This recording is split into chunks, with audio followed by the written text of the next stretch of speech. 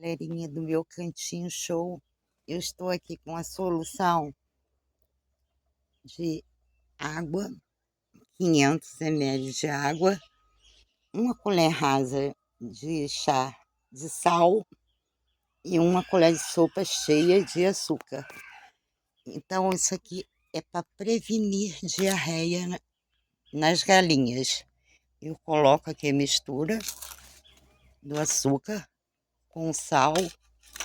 Mexo, é para 1 litro. Aqui eu já tenho meio litro de água ali, que eu misturo aqui e vou colocar ali.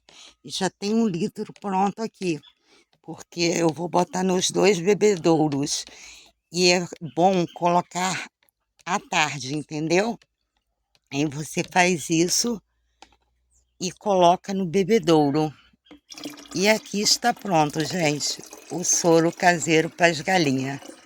Gostou? Deixa seu like aí, ó, e deixa seu comentário. Obrigada.